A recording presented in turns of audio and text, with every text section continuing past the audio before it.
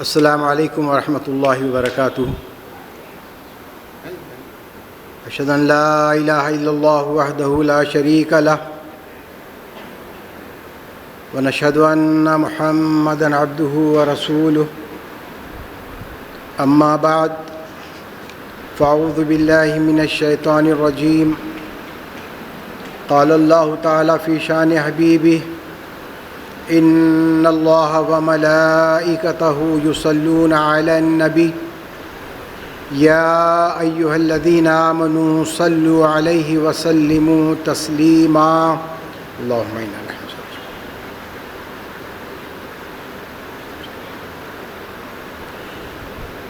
بسم اللہ الرحمن الرحیم۔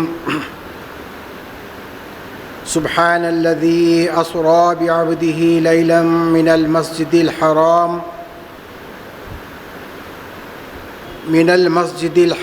إلى المسجد الأقصى الذي باركنا حوله لنريه من آياتنا إنه هو السميع البصير۔ وآتينا موسى الكتاب وجعلناه هدى لبني إسرائيل ألا تتخذوا من دوني وكيلا ذرية من حملنا مع نوح إنه كان عبدا شكورا۔ وقضينا إلى بني إسرائيل في الكتاب لتفسدن في الأرض مرتين وتعلن علوا كبيرا۔ صدق اللہ العظیم۔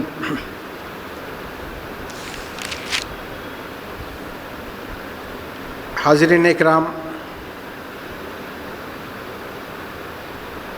یہ مہینہ رجب المرجب ہے۔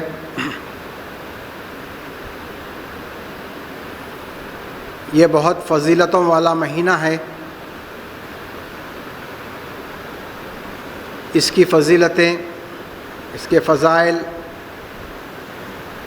احادیث میں بہت وارد ہوئے ہیں، اور خاص طور پر حضور اکرم صلی اللہ علیہ وسلم فرماتے ہیں رجب کا جو مہینہ ہے وہ اللہ کا مہینہ ہے، اور اس کے بعد جو آنے والا مہینہ ہے وہ شعبان ہے۔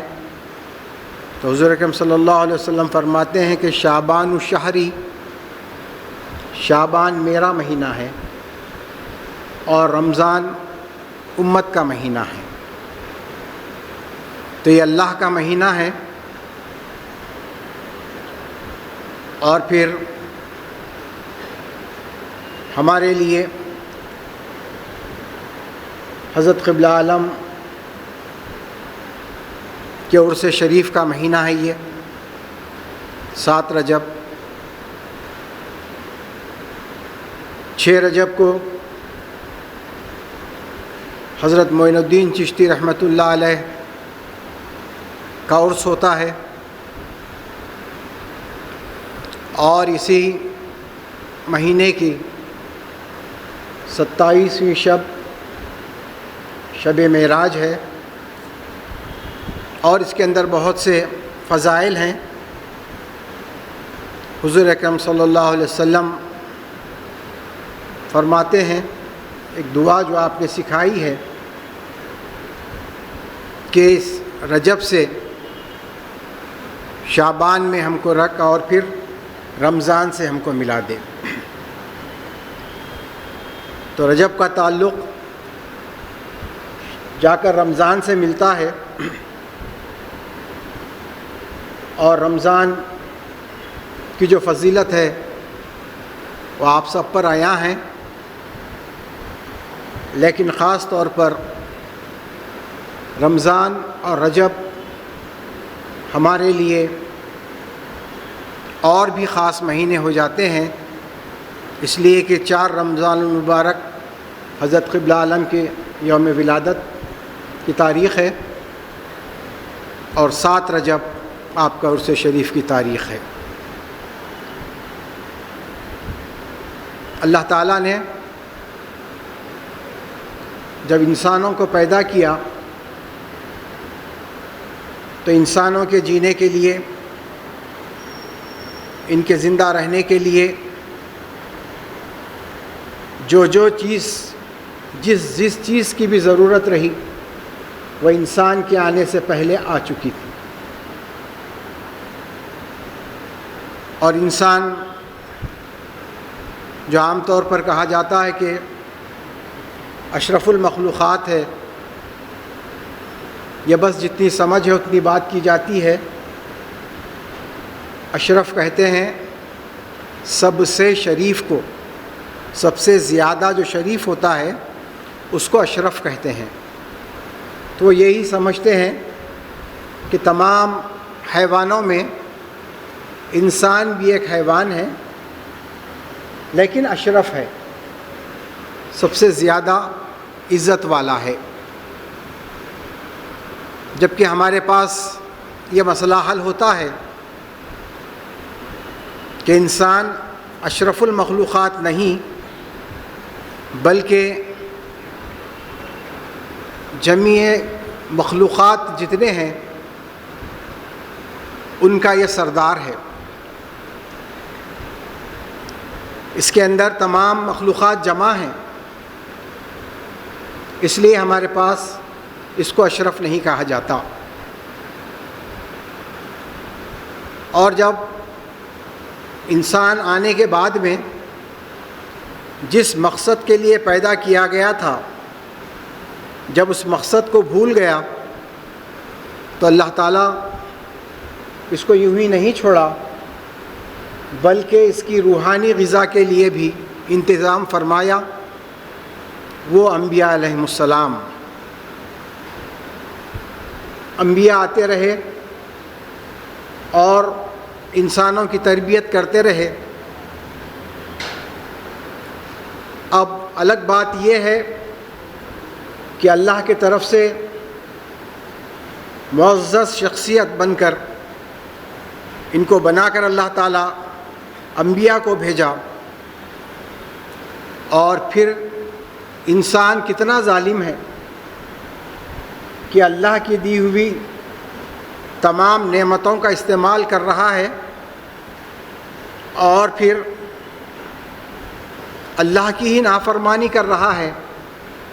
اس کے باوجود وہ رب العالمین ہے، اس نے ان کی کوئی گرفت نہیں کی بلکہ ان کو سمجھانے کے لیے انبیاء کرام کو بھیجتا رہا۔ انبیاء نہ تو ان سے کوئی چیز مانگتے، نہ کوئی اور مطالبہ ہوتا، بلکہ مفت میں ان سے یہ کہا جاتا کہ تم سیدھے راستے پر آ جاؤ، تم جس مقصد کے لیے پیدا کیے گئے ہو اس مقصد کی طرف آ جاؤ۔ وہ بتانے کے لیے انبیاء آتے رہے اور قوم انہی کو تکلیف دیتی رہی، نبیوں کو تکلیف دیتی رہی۔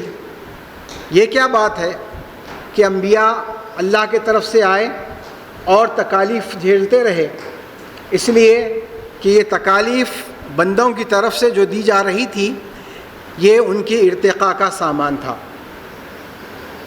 ہوتے ہوتے آخر میں حضور اکرم صلی اللہ علیہ وسلم تشریف لائے، خاتم النبیین بن کر، سردار الانبیاء بن کر،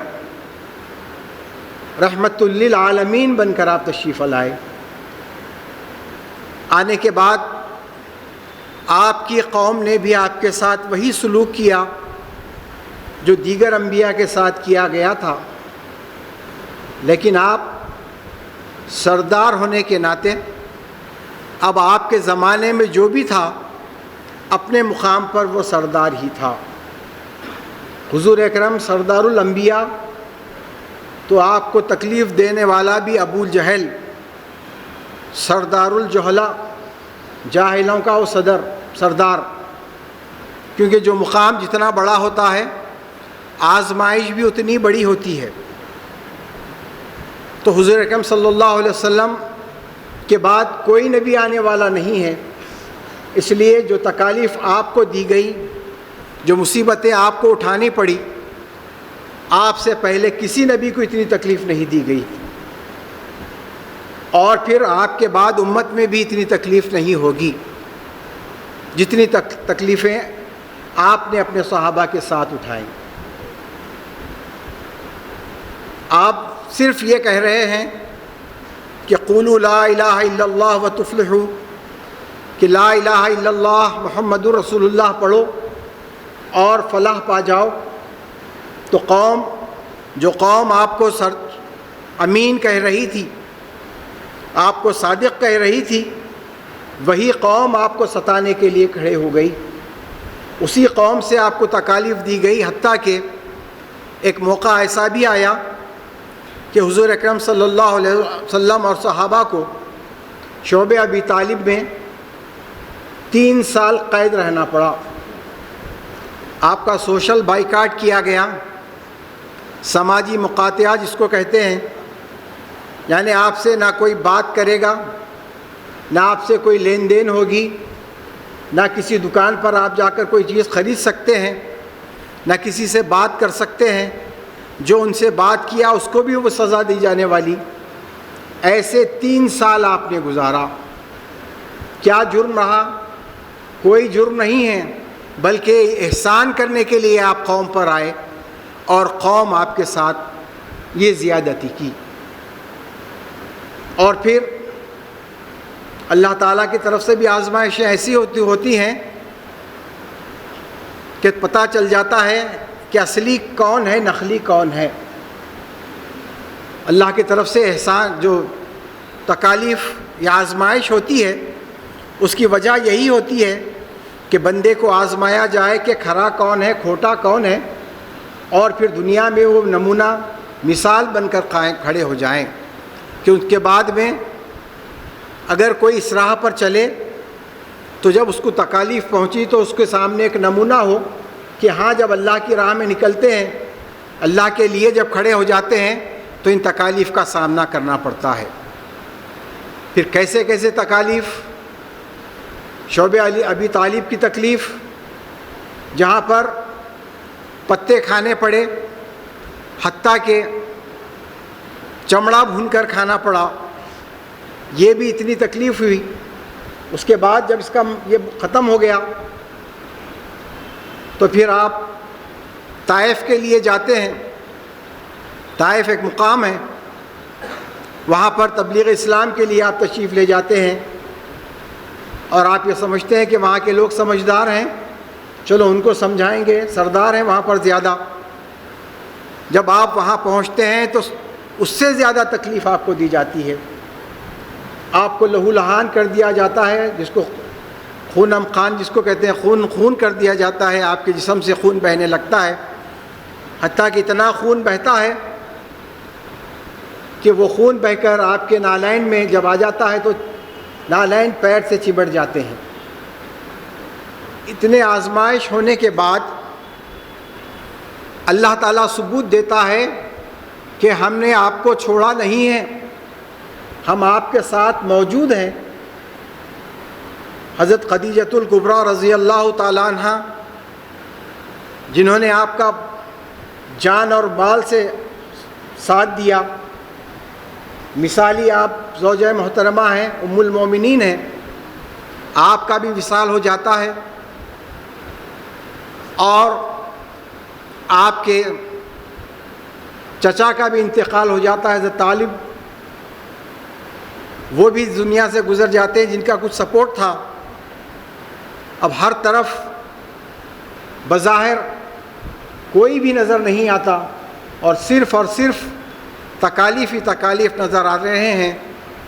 ایسے موقع پر اللہ تعالیٰ آپ کو معراج کراتا ہے،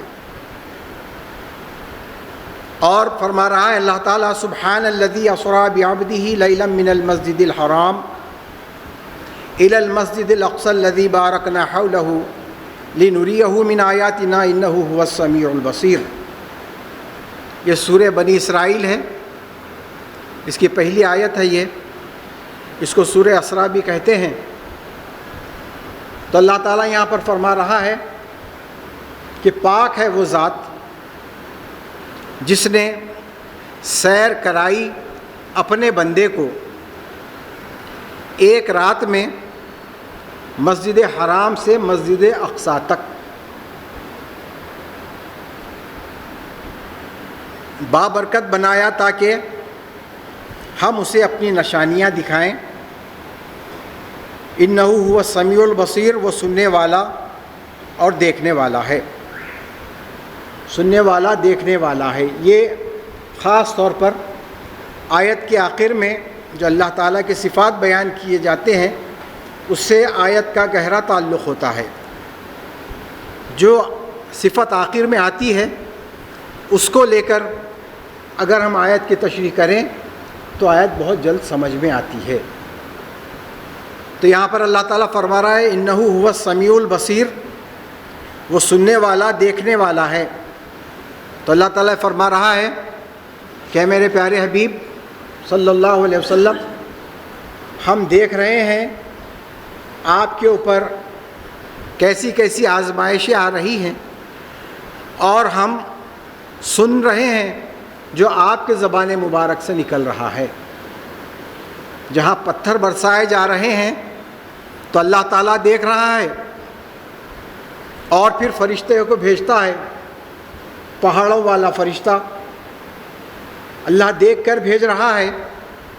آ کر وہ کہتا ہے فرشتہ کہ حضور اکرم صلی اللہ علیہ وسلم، یا نبی صلی اللہ علیہ وسلم، اگر آپ حکم دیں تو میں ان دو پہاڑوں کو اس بستی پر دے ماروں گا کہ یہ چٹنی کی طرح ہو جائیں، بسنے والے تمام۔ تو یہ اللہ تعالیٰ دیکھ رہا تھا، پھر اللہ تعالیٰ سن رہا ہے وہ بات کہ حضور اکرم صلی اللہ علیہ وسلم فرما رہے ہیں کہ میں رحمت للعالمین بنا کر بھیجا گیا ہوں، میں ان کو ختم کرنے کے لیے نہیں آیا ہوں بلکہ ان کی ہدایت کے لیے آیا ہوں۔ اگر یہ قوم اس وقت جو ہے یہ مجھے نہیں سمجھ رہی ہے تو ان کی آنے والی نسل ضرور مجھ کو سمجھے گی اور مجھ پر ایمان لائے گی۔ یہ اللہ تعالیٰ سن رہا تھا، اور اس کا نتیجہ بھی جو نکلا وہ آگے بات آئے گی۔ تو یہاں پر اللہ تعالیٰ فرما رہا ہے کہ پاک ہے وہ ذات جس نے، اسرا کہتے ہیں رات کے سفر کو، جس نے راتوں رات سفر کرایا، بعبدہ، عام طور پر اس کی جو تشریح کی جاتی ہے وہ یہ کہا جاتا ہے کہ جبرائیل علیہ السلام کے ساتھ حضور اکرم صلی اللہ علیہ وسلم معراج کے لیے تشریف لے گئے، لیکن قرآن یہ بات نہیں کہتا۔ قرآن کہتا ہے کہ وہ جو سبحان جو ذات ہے وہ ذات خود ساتھ میں لے کر گئی، بعبدہ، جب بے آ جاتا ہے ساتھ میں تو ساتھ ہو جاتا ہے۔ جا زید بالماء، زید پانی کے ساتھ آیا نہیں ہوتا بلکہ پانی لے کر آیا ہوتا ہے۔ ایسا ہی بعبدہ، اپنے بندے کو ساتھ لے کر سیر کیا، اللہ تعالیٰ بندے کو ساتھ لے کر سیر کیا۔ قرآن کریم کو اگر سمجھنا ہے تو صاحب قرآن سے نسبت ہونا ضروری ہے۔ اگر صاحب قرآن سے نسبت نہیں ہے، حامل قرآن سے نسبت نہیں ہے، عامل قرآن سے نسبت نہیں ہے، تو پھر قرآن قصے کہانی بن کر رہ جاتا ہے۔ کیسے کیسے معراج کے بیانات میں سنتے ہیں آپ، سننے کے بعد تعجب ہوتا ہے کہ کیسے یہ لوگ ہیں کہ یہ کیا سمجھے اللہ تعالیٰ کو، اور یہ کیا سمجھے حضور اکرم صلی اللہ علیہ وسلم کی ذات مبارکہ کو۔ کہتے ہیں کہ حضور اکرم صلی اللہ علیہ وسلم ام ہانی کے مکان میں تشریف آرام فرما رہے ہیں، استراحت فرما رہے ہیں، تو وہاں پر جبرائیل علیہ السلام آئے اور ساتھ میں دو فرشتوں کو لے کر آئے، آپ کو وہاں سے اٹھا کر کعبۃ اللہ میں لائے، حتیم میں آ کے پھر حضور اکرم صلی اللہ علیہ وسلم پھر سو گئے، پھر فرشتے اٹھا کے زمزم کے پاس لے گئے۔ وہاں جانے کے بعد میں آپ کے سینے کو چاک کیا گیا، اور پھر زمزم سے آپ کے دل کو دھویا گیا، پورا سینہ دھویا گیا، اور ایک سونے کے تشت میں ایمان اور یقین کو لایا گیا تھا جو اس میں آپ کے دل میں انڈیل دیا گیا، اور پھر اس کے بعد اس کو ٹاکے دے دیے گئے، سیدھی صاف ہو گیا، پھر وہاں سے آپ کو لے جایا گیا۔ تھوڑی دیر کے لیے غور کریے، وہ نبی جس نے تقریباً 10 سال تک، 10 دن نہیں، 10 مہینے نہیں، 10 سال تک اللہ تعالیٰ کی وحدانیت کو منوا رہا ہے، توحید کو منوا رہا ہے، اور اپنے خاتم النبیین ہونے کو منوا رہا ہے، اس نبی کے تعلق سے یہ بات کہی جا رہی ہے کہ 10 سال کے بعد آپ کے سینے کو دھویا گیا اور ایمان و یقین سے بھر دیا گیا، تو پھر ان 10 سالوں میں کیا تھا آپ کے سینے میں؟ کیا چیز موجود تھی؟ جب ایمان کو اس وقت بھرا جا رہا ہے، تو ایمان جو آپ کے اوپر شروع سے لے کر 10 سال تک جو ایمان لائے، حضرت ابو بکر صدیق رضی اللہ تعالیٰ عنہ کس کے اوپر ایمان لائے؟ حضرت عمر کس کے اوپر ایمان لائے؟ عثمان غنی کس کے اوپر ایمان لائے؟ علی کرم اللہ وجہ کس کے اوپر ایمان لائے؟ اور جتنے صحابہ، تقریباً 80 صحابہ کس کے اوپر ایمان لائے؟ ایمان تو 10 سال کے بعد حضور اکرم صلی اللہ علیہ وسلم کے دل میں دیا جا رہا ہے، تو پھر آپ نے تبلیغ کس بات کی؟ یہی بات اللہ تعالیٰ بتا رہا ہے آگے چل کر۔ معراج کا جو تحفہ ہے، وہ تحفے میں اللہ تعالیٰ بتا رہا ہے کہ بے خوفو، تم حضور اکرم صلی اللہ علیہ وسلم کے مقام کو دیکھنا چاہتے ہو، تو 2 آیات اللہ تعالیٰ وہاں پر حضور اکرم صلی اللہ علیہ وسلم کو دیتا ہے، سورہ بقرہ کی آخری 2 آیات، جس میں اللہ تعالیٰ فرما رہا ہے آمن الرسول بما انزل الیہ من ربہ والمؤمنون۔ اللہ تعالیٰ نے یہ نہیں فرمایا کہ میرے نبی ایمان لا رہے ہیں 10 سال کے بعد میں جب ہم نے ایمان بھرا، بلکہ یہاں پر یہ کہا جا رہا ہے کہ آمن الرسول بما انزل الیہ، ایمان لائے نبی صلی اللہ علیہ وسلم اسی وقت جب آپ پر نازل کی گئی باتیں ہماری طرف سے۔ آمن الرسول بما انزل الیہ من ربہ والمؤمنون، نہ صرف حضور اکرم صلی اللہ علیہ وسلم بلکہ مومنین بھی اس پر ایمان لا رہے ہیں۔ شروع روز اول سے جس وقت وحی نازل ہوئی، اس دن سے حضور اکرم صلی اللہ علیہ وسلم اور صحابہ اکرام ایمان اس پر لا رہے ہیں جو کچھ نازل ہوا ہے، ایقان اس کے اوپر ہے۔ پھر یہ کیا بھرا جا رہا ہے؟ یہ سب اسرائیلی روایات ہیں، یہ کہنے کے لیے کہ حضور اکرم صلی اللہ علیہ وسلم کے مقام کو کم سے کم بتایا جائے، اور زیادہ ایمان کس کا بتایا جائے؟ یہودیوں کے جو نبی ہیں، موسیٰ علیہ السلام کے اوپر ہر بات کہی جاتی ہے۔ اس لیے قرآن میں بھی بہت ذکر آیا ہے موسیٰ علیہ السلام کا، اس لیے آیا ہے کہ وہ اللہ سے بات کرتے رہے، موسیٰ کلیم اللہ۔ اور پھر آپ کی امت کے اوپر اللہ تعالیٰ کے بہت فضائل نازل ہوئے، بہت سی نعمتیں ان کو ملی، بہت نعمتیں، ایسے جیسے چھوٹے بچے ضد کرتے ہیں اپنے ماں باپ سے، ایسے وہ ضد کر کر اللہ تعالیٰ سے نعمتیں حاصل کرتے رہے، اور ان کے اوپر پھر بعد میں ذلت بھی ایسی ہی ان کے اوپر پڑی، کیونکہ نعمتیں جب ملتی ہیں، نعمتوں کا صحیح استعمال اگر نہیں ہوا تو پھر اس کی سزا بھی بھگتنی پڑتی ہے۔ تو وہ یہودیوں کے اندر وہ خباثت تھی، وہ خباثت کو لے کے آئے، وہ جب اسلام میں آئے تو ایمان لے کر نہیں آئے بلکہ اپنے آپ کو بچانے کے لیے آئے، ساتھ میں وہ خباثتیں لے کر آئے جو یہاں پر۔ اور پھر کیسی باتیں کہی جاتی ہیں کہ وہ کتاب میں یہ حدیثیں ہیں جس کے علماء کہتے ہیں کہ قرآن کے بعد سب سے صحیح اگر کتاب ہے تو وہ بخاری شریف ہے۔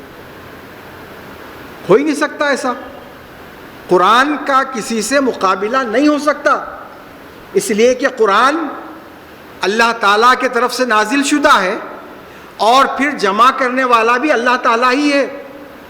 قرآن سے ہٹ کر کوئی کتاب نہیں ہے جس کو اللہ تعالیٰ نے جمع کیا ہے۔ احادیث حضور اکرم صلی اللہ علیہ وسلم کی زبان مبارک سے ہیں، وہ بھی وحی خفی ہیں، لیکن جمع کرنے والا کیا اللہ تعالیٰ ہے؟ نہیں. کیا کوئی صحابہ ہیں؟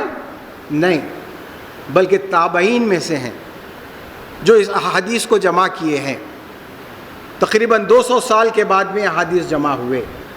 تو روایات کیسے کیسے آ گئے، کتنا موقع دیا اللہ تعالیٰ ان کو اس کے اندر تمام چیزیں ڈالنے کا. تو پھر اب بہت سی باتیں ہیں، اتنا وقت نہیں کہ میں تفصیلات میں جاؤں. مختصر سا بتاتا ہوں میں آپ کو کہ جب براق پر چڑھے تو براق ہلنے لگی تو جبرائیل علیہ السلام بولے کیا بات ہے، نہیں معلوم کون ہے پیٹھ پہ؟ رحمت للعالمین ہے. براق سنبھل گئی. جب براق جبرائیل کی بات کو سن سکتا ہے تو کیا اس کو یہ پتہ نہیں تھا کہ حضور اکرم صلی اللہ علیہ وسلم ہے؟ اب وہاں سے جب آپ کا سفر شروع ہوا تو پھر موسیٰ علیہ السلام کی بات کو یہاں پر لاتے ہیں. لا کر کہتے ہیں کہ موسیٰ علیہ السلام نے اللہ سے دعا کی کہ اللہ، حضور خاتم النبیین صلی اللہ علیہ وسلم بیت المقدس میں آ رہے ہیں، راستے میں میری قبر ملتی ہے تو میرے کو اجازت دے اس بات کی کہ میں کھڑے ہو کر قبر میں حضور اکرم صلی اللہ علیہ وسلم کا دیدار کر سکوں. اللہ تعالیٰ حکم دے دیا، آپ کو اجازت دے دیا. آپ کھڑے ہو کر صلاۃ پڑھ رہے تھے. اب صلاۃ بول تو نماز. اب جو اہل سنت والجماعت جو لوگ ہیں، صلاۃ والے، سلام والے، وہ کہہ رہے ہیں کہ نہیں، وہ سلام پڑھ رہے تھے حضور اکرم صلی اللہ علیہ وسلم پر کھڑے ہو کر. حضور کے سواری گزر گئی. جبکہ یہ کہتے ہیں کہ براق اتنی تیز رفتار سواری ہے، براق برق سے ہے. بجلی کو کہتے ہیں برق. بجلی جو کڑکتی ہے اس کا اندازہ نہیں ہوتا رفتار کا، لیکن یہ تو براق ہے، اس کا کیا اندازہ کر سکتے ہیں. اور یہ کہا جاتا ہے کہ ایک قدم اگر یہاں پر ہے، دوسرا قدم جہاں رکھتے ہیں وہ حد نظر یعنی نظر بھی نہیں آتا، اتنی تیز رفتاری سے. تو موسیٰ علیہ السلام کو کیا نظر آیا ہو. پھر وہاں سے حضور اکرم صلی اللہ علیہ وسلم سے پہلے موسیٰ علیہ السلام وہاں پہنچ گئے مسجد اقصیٰ میں. سب سے تیز سواری حضور اکرم صلی اللہ علیہ وسلم کی. پھر موسیٰ علیہ السلام کہہ پہ گئے. کیسے کیسے باتیں ہیں، جو بیخوفی کی باتیں ہیں وہ پکڑ میں کہیں بھی آتی ہیں برابر. قرآن کی بات کو لے کر چلے تو پھر کہیں پکڑ میں نہیں آتے. تو جو بات میں ایمان کی کہہ رہا تھا، تو یہاں پر اللہ تعالیٰ وہاں بتایا کہ تم آگے چل کر یہ قوم ایسی آنے والی ہے جو ایسے روایات گھڑ دے گی. اس لیے آپ نے فرمایا کہ ایمان لائے رسول اور مومنین کلنا آمن باللہ و ملائکتہ و کتبہ و رسلہ لا نفرق بین احد من رسلہ. تمام کے اوپر ایمان لا کر کہہ رہے ہیں کہ حضور اکرم صلی اللہ علیہ وسلم اور صحابہ اکرام کہ ہم کسی نبی میں فرق نہیں کرتے. تو لا کر حضور اکرم صلی اللہ علیہ وسلم کو وہیں کھڑا کر دیے. کھلا کھلا بتایا گیا کہ حضور اور صحابہ ایمان لا رہے ہیں، لیکن پھر وہاں پر حضور اکرم صلی اللہ علیہ وسلم، کیونکہ خباثت ہے دل میں، وہ چاہتے ہیں کہ حضور اکرم صلی اللہ علیہ وسلم تمام نبیوں میں نظر آئیں اور نمایاں طور پر موسیٰ علیہ السلام نظر آئیں. اور پھر جب وہ نماز، جب براق کو ٹھہرایا گیا تو ٹھہرانے کے بعد میں جب حضور اکرم صلی اللہ علیہ وسلم اتر کے براق کو ایک جگہ باندھ رہے تھے تو جبرائیل علیہ السلام نے کہا کہ تمام انبیاء کی سواریاں یہاں پر باندھی گئی ہیں، اب آپ کی سواری یہاں نہیں ہوگی بلکہ اندر ٹھہرے گی آپ کی سواری. پھر براق کو اندر ٹھہرایا گیا. اس کے بعد نماز کے لیے پورے انبیاء کھڑے ہو گئے.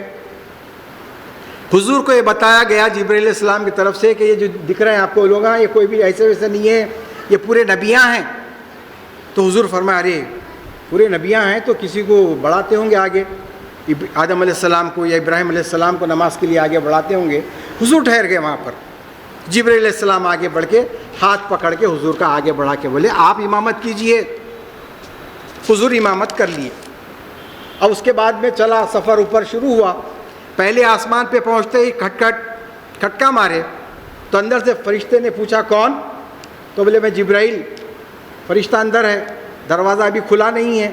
وہ پوچھ رہا ہے کہ کون؟ دستک دیا تو کوئی بھی پوچھتے کون؟ تو بولے کہ جبرائیل. اچھا ساتھ میں کون ہے آپ کے؟ دروازہ نہیں کھلا، بات نہیں ہوئی، پھر یہ فرشتے کو کیسا پتہ چل گیا کہ ساتھ میں کون ہے آپ کے؟ تو جبرائیل علیہ السلام کہہ رہے ہیں کہ میرے ساتھ محمد رسول اللہ صلی اللہ علیہ وسلم ہیں، تو فرشتہ پوچھتا ہے بلائے گئے ہیں یا خود اپنے سے آئے ہیں؟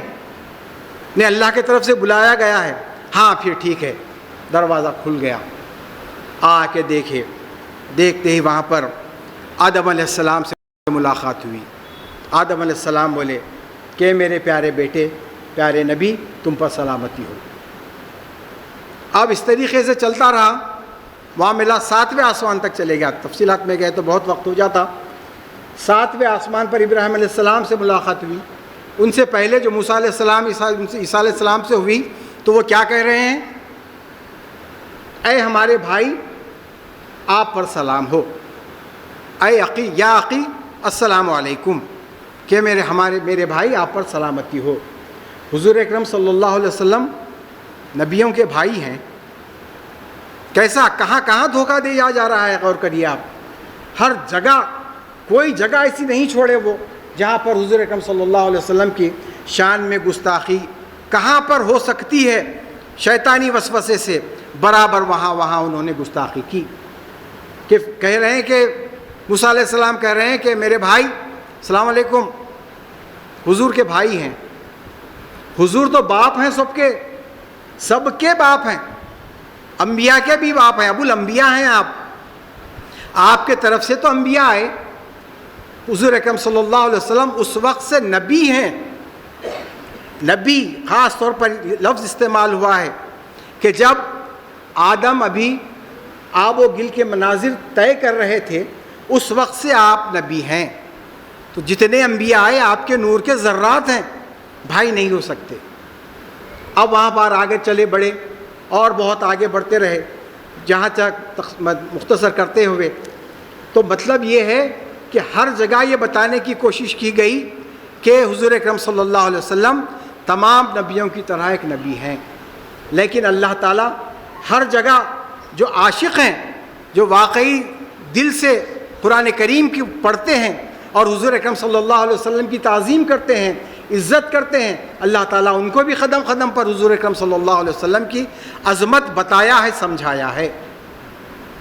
مختصر یہ کہ جب آپ رف کے ذریعے آگے پہنچے، آگے جانے کے بعد میں تمام پردے جب اٹھ گئے، سورہ نجم میں تفصیلات ہیں اس کے، وہ تفصیلات میں گئے بغیر میں سرسری طور پر کہہ دیتا ہوں کہ فدنا فتدلا فکانا قاب قوسین او ادنا۔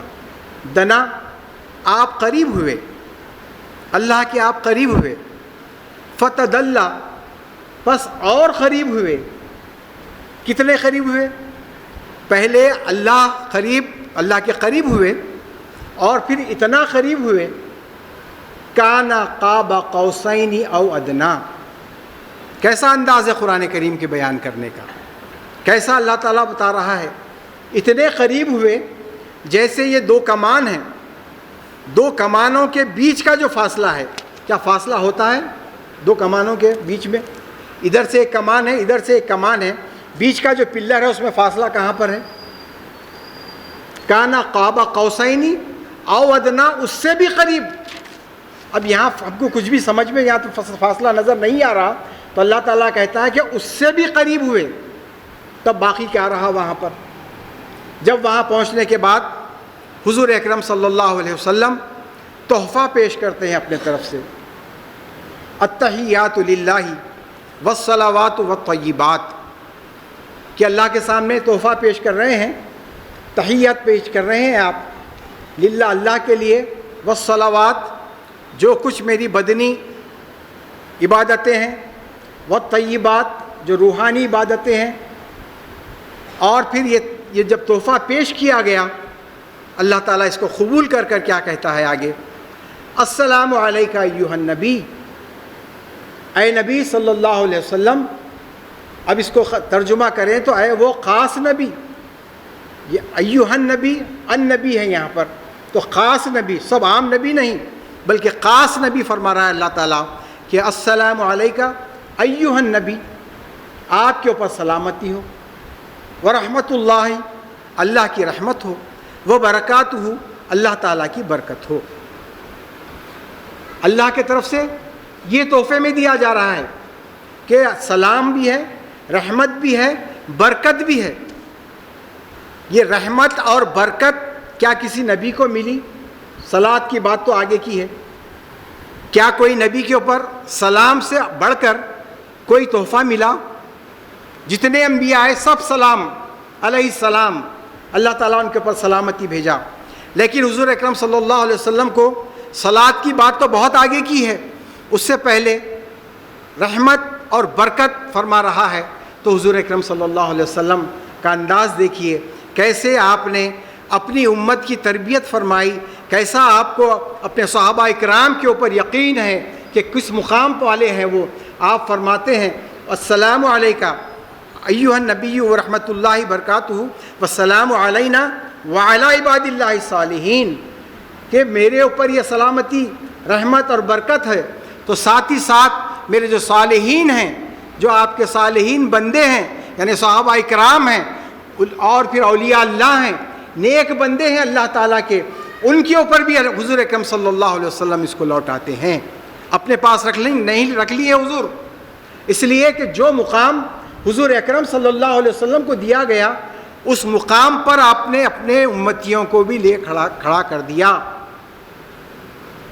اس کے بعد میں جب یہ مکالمہ ہوا والسلام علینا وعلی عباد اللہ الصالحین، تو فرشتے کہنے لگے اشہد ان لا الہ الا اللہ واشہد ان محمدا عبدہ ورسولہ، ہم گواہی دیتے ہیں کہ اللہ کے سوا کوئی معبود نہیں اور حضور اکرم صلی اللہ علیہ وسلم اللہ کے بندے اور رسول ہیں۔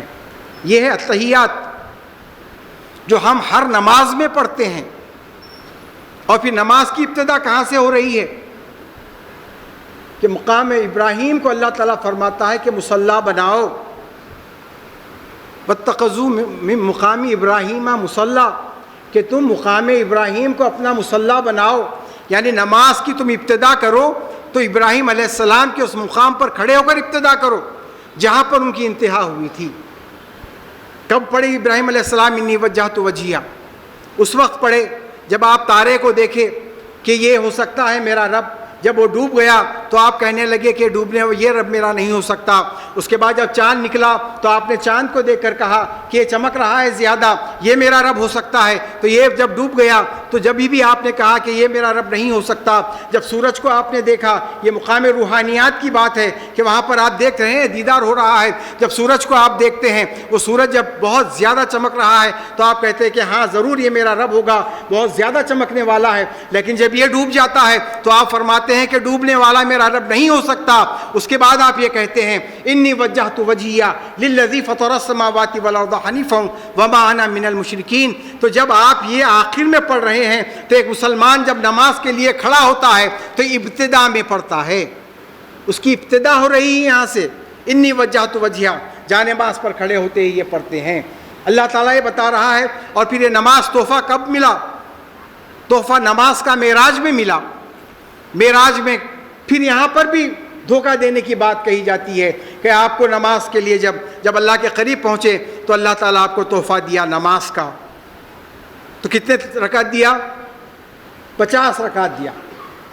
50 رکعت تو پلٹ کر آ گئے آپ، 50 رکعت نماز اور 2 یہ سورہ بقرہ کی آیات، جو 2 آیات ہیں، تفصیلات میں گئے تو بہت وقت ہو جاتا ہے، تو یہ 2 آیات یہ لے کر آپ جب پلٹ رہے ہیں تو پھر موسیٰ علیہ السلام کہتے ہیں کہ کیا آپ کو کیا دیا اللہ تعالیٰ؟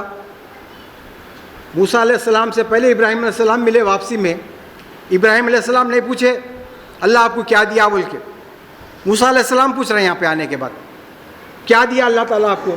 اب میری امت کے لیے 50 نمازیں۔ ارے نہیں ہو سکتا، یہ آپ کی امت سے میرے کو تجربہ ہے، میری امت کا۔ کیسی امت ان کی؟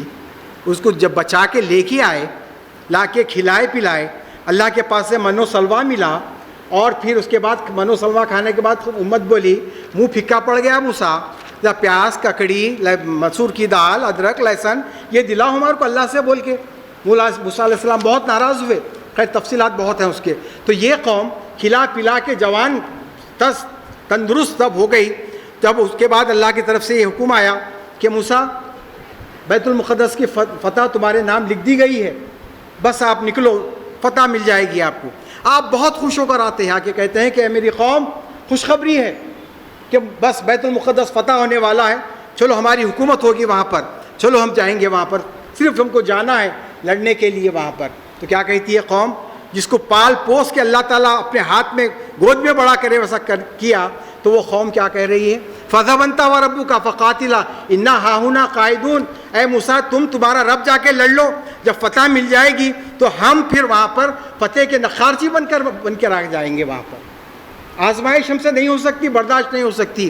وہ قوم اور یہ قوم یہاں پر کہ جب حضور اکرم صلی اللہ علیہ وسلم فرماتے ہیں کہ جنگ کہاں پر کریں، اندر رہ کر کریں یا باہر رہ کر کریں، تو خواب جب صحابہ کو سمجھ میں آتی ہے بات کہ حضور اکرم صلی اللہ علیہ وسلم ہم سے پوچھ رہے ہیں کہ کیسے لڑنا چاہیے، تو آپ کہتے ہیں کہ یا رسول اللہ صلی اللہ علیہ وسلم، ہمارے ماں باپ آپ پر سے قربان، جہاں آپ کا پسینہ گرے گا ہم اپنا خون وہاں پر بہا دیں گے، ہم آپ کے آگے سے لڑیں گے، پیچھے سے لڑیں گے، دائیں سے لڑیں گے، بائیں سے لڑیں گے، ہم ہر وقت آپ کے لیے جان دینے کے لیے تیار ہیں.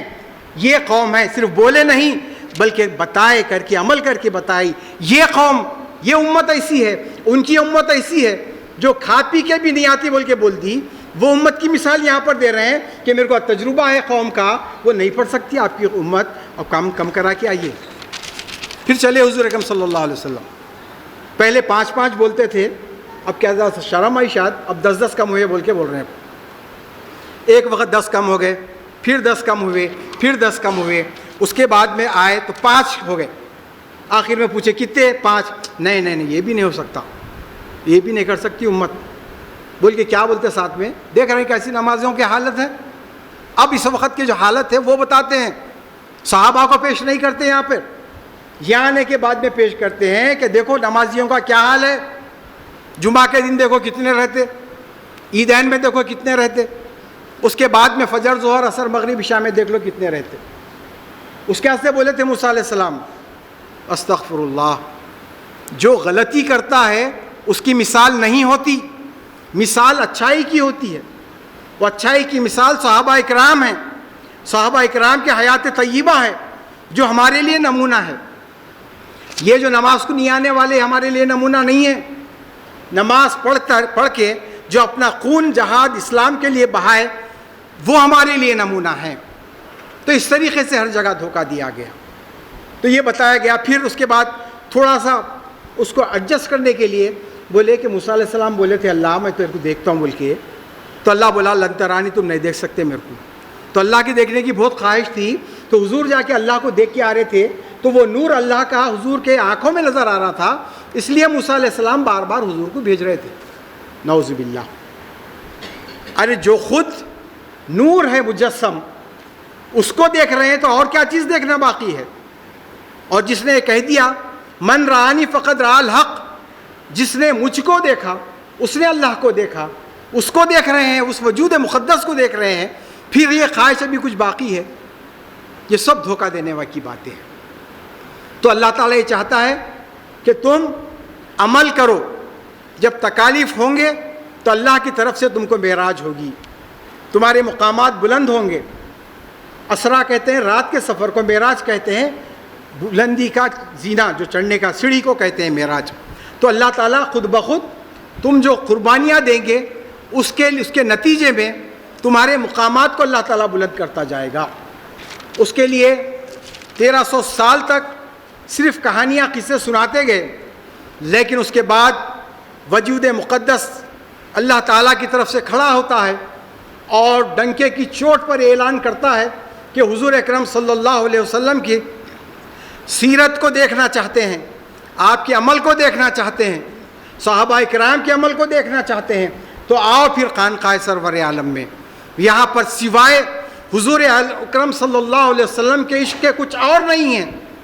یہاں جو کچھ ہو رہا ہے صرف اور صرف حضور اکرم صلی اللہ علیہ وسلم کا عشق ہے. جو اپنے جائیدادوں کو چھوڑ کر آ گئے، جو اپنے نوکریوں کو چھوڑ کر آ گئے، جو اپنے کافی پلانٹس کو چھوڑ کر آ گئے، وہ کس کی محبت میں آئے؟ صرف اور صرف حضور اکرم صلی اللہ علیہ وسلم کی محبت میں. محبت صرف زبان سے نہیں ہوتی، دعویٰ نہیں ہوتا محبت میں خالی. محبت آپ سے دلیل چاہتی ہے کہ آپ اگر محبت کا دعویٰ کر رہے ہیں تو آپ کے پاس دلیل کیا ہے. وہ دلیل اگر دیکھنا چاہتے ہیں تو آؤ خانقاہ سرور عالم میں آ کر دیکھو.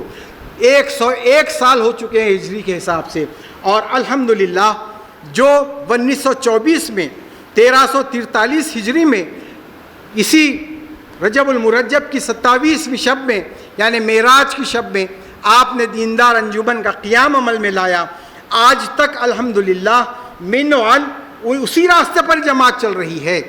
100 سال ہونے کے باوجود اس میں ذرا برابر بھی تبدیلی نہیں آئی, اس لیے کہ ایک مقصد کے تحت یہ جماعت قائم ہوئی ہے.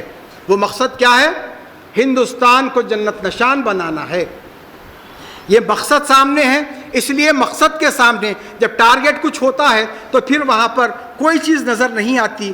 حضرت قبلہ عالم دعوے سے پہلے آپ لانگ بوٹ پہنے ہوئے ہیں اور آپ بہترین شکاری تھے. حضرت قبلہ ہر فن میں آپ ماہر, تو آپ بہترین شکاری ہیں. ٹارگٹ کی بات بتا رہا ہوں, پرندہ ہے جھاڑ پر, آپ نے پرندے کو مار دیا, جیسی پرندہ وہاں پر لٹک گیا تو آپ چڑھ جاتے ہیں لانگ بوٹ کے ساتھ جھاڑ کے اوپر. آپ کو اس بات کا اندازہ نہیں ہوتا کہ میرے پیر میں لانگ بوٹ ہے, میں کیسا جھاڑ کے اوپر چڑھ سکتا ہوں. یعنی آپ کو ٹارگٹ حاصل کرنا ہے, مقصد پانا ہے, تو اس وقت انسان کو کچھ بھی یاد نہیں رہتا کہ وہ کیا پہنا ہوا ہے یا کدھر جا رہا ہے, بلکہ اپنے مقصد پہ نظر رکھتا ہے اور چلا جاتا ہے. ایسے ہی یہ جماعت اپنے مقصد پر نظر رکھ کر چل رہی ہے.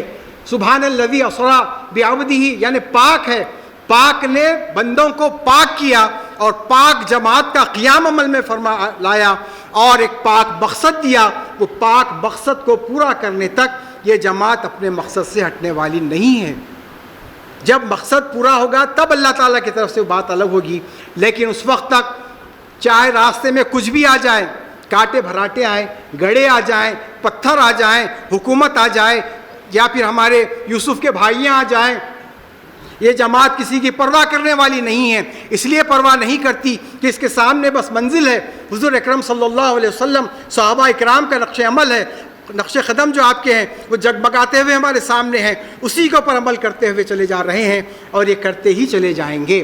یہی اللہ تعالیٰ فرما رہا ہے. سبحان کیوں استعمال کیا اللہ تعالیٰ یہاں پر؟ سبحان اس لیے کیا کہ پاک ہے وہ ذات. کچھ اور بھی لا سکتا تھا اللہ تعالیٰ کے 99 صفات میں سے, کچھ اور صفت بھی آ سکتی تھی, لیکن اللہ تعالیٰ یہاں پہ سبحان لایا, یعنی پاک ہونا ہے. جیسے نماز پڑھنے کے لیے جسم پاک, جگہ پاک, اور سب پاکی کے بعد میں وضو سے ہے تو آپ نماز پڑھ سکتے ہیں. جگہ گندی ہے, آپ طہارت سے نہیں ہیں, لیکن کپڑے بہت اچھے صاف پہنے ہوئے ہیں, آپ کی نماز نہیں ہوتی. آپ بہت طہارت سے ہیں, کپڑے آپ کے گندے ہیں, نماز نہیں ہوتی. تو اس کے لیے کپڑے بھی پاک ہونا, جگہ بھی پاک ہونا, جسم بھی پاک ہونا. جب کہیں پاک اللہ تعالیٰ کی طرف آپ جا سکتے ہیں, اس وقت پاکی جب تک نہ ہو پاک سے سبحان سے نسبت نہیں جڑ سکتی. پاک سے پاک کو نسبت ہوتی ہے.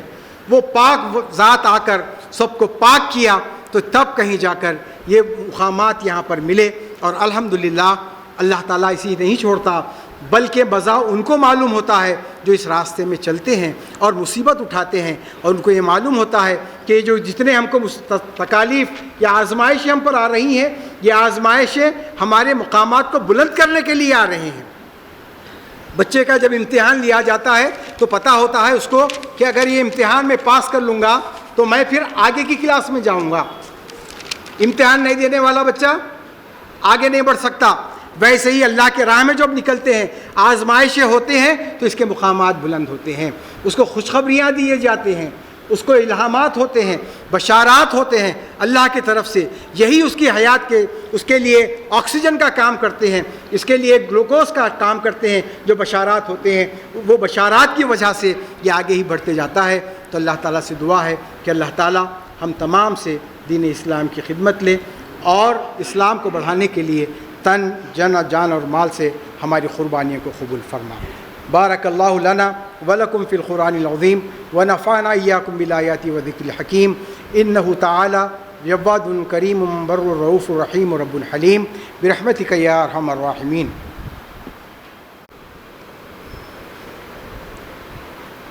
الحمدللہ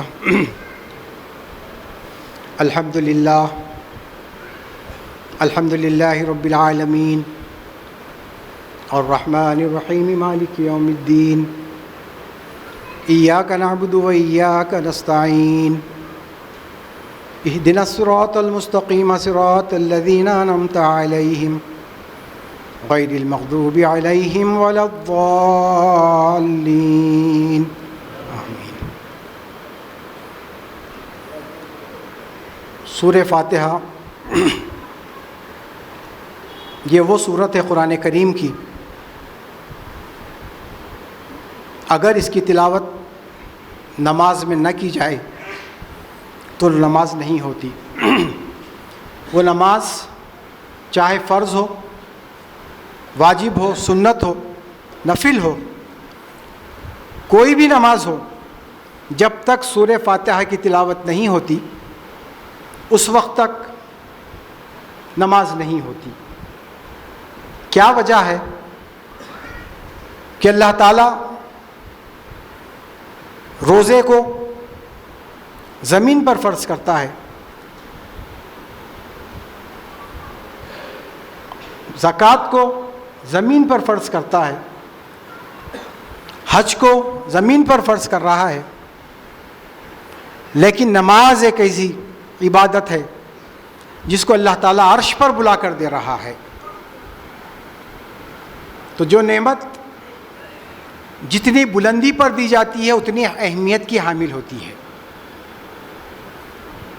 اگر ایک پلیئر ہے، بہت اچھا کھیلنے والا ہے اور وہ کامیابی حاصل کرتے ہی جا رہا ہے تو اس کو کونسلر کے ہاتھ سے انعام نہیں دیتے، MLA کے ہاتھ سے انعام نہیں دیتے، MP کے ہاتھ سے انعام نہیں دیتے، بلکہ صدر جمہوریہ کے ہاتھ سے انعام دیا جاتا ہے، کہ مقام بتایا جاتا ہے اس کا کہ اتنے بڑے مقام کا ہے۔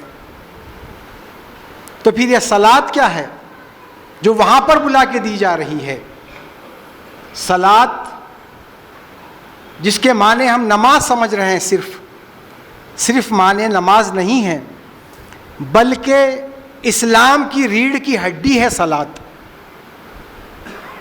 صلاۃ تبلیغ اسلام ہے۔ تبلیغ اسلام اگر نہیں ہے تو یوں سمجھ لیجئے کہ انسان کے لیے آکسیجن نہیں ہے۔ تبلیغ اسلام دین اسلام کی آکسیجن ہے۔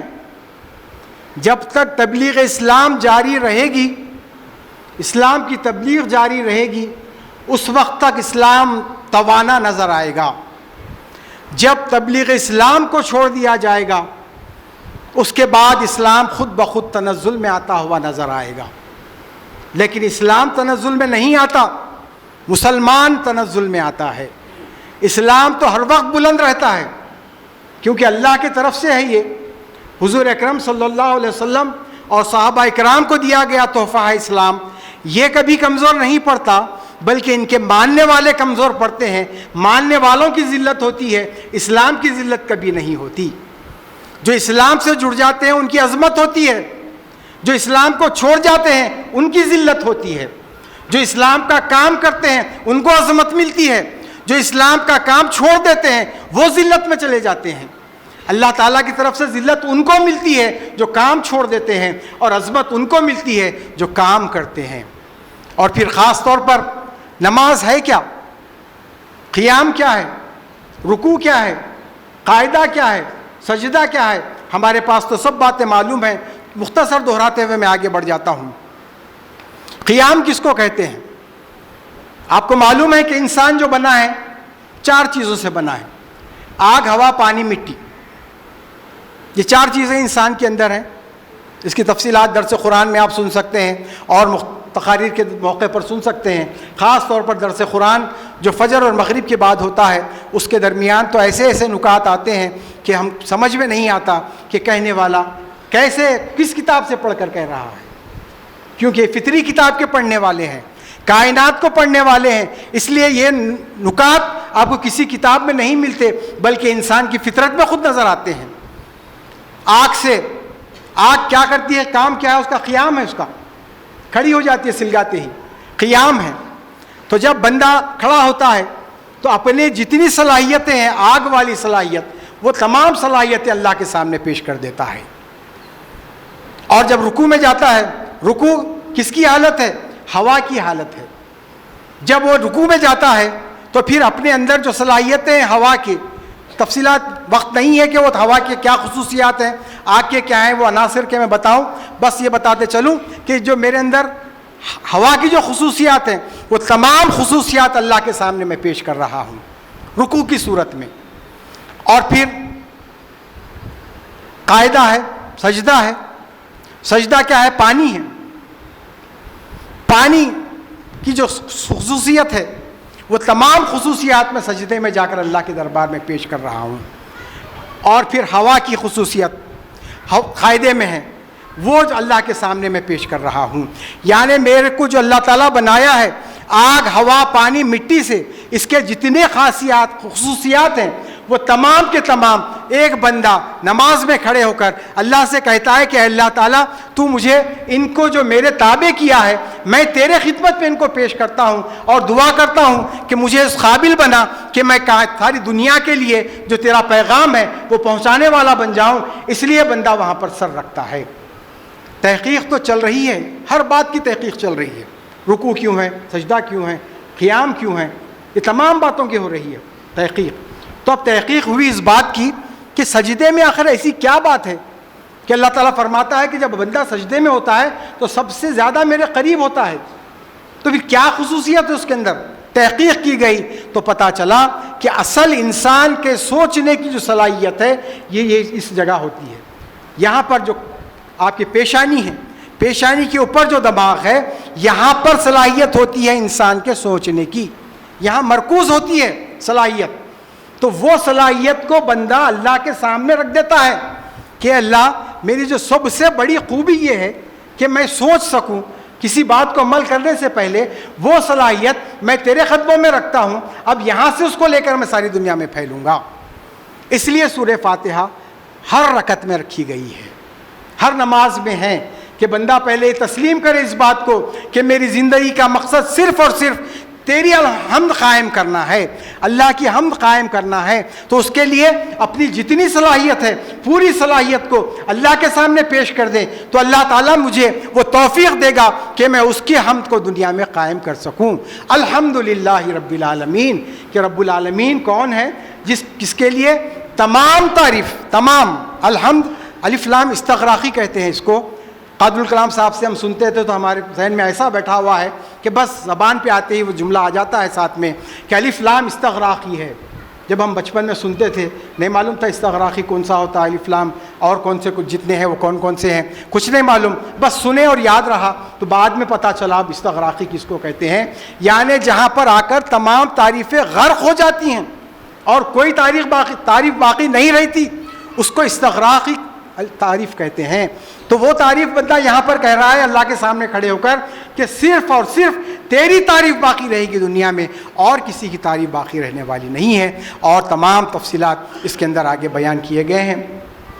اللہ تعالیٰ سے دعا ہے کہ اللہ تعالیٰ ہم کو جیسے حضرت قبلہ عالم معراج کو سمجھے، آپ نے فرمایا کہ معراج کو جو سمجھاؤں 1300 سال میں میں ہی ہوں، اور پھر آپ نے جماعت کو سمجھایا اور آپ نے جماعت کو لے کر چلا اس مقام تک آپ نے. تو اللہ تعالیٰ سے دعا ہے کہ اللہ تعالیٰ ہم کو بھی اپنے ہمارے جو سابقون الاولون مبلغ اسلام ہیں ان کے نقش قدم پر چلنے کی توفیق عطا فرما، اور ہم تمام سے دین اسلام کی خدمت لے اور ہماری جان اور مال اسی راہ میں خرچ ہو جائے. ان اللہ وملائکتہ یصلون علی النبی یا ایھا الذین آمنوا صلوا علیہ وسلموا تسلیما.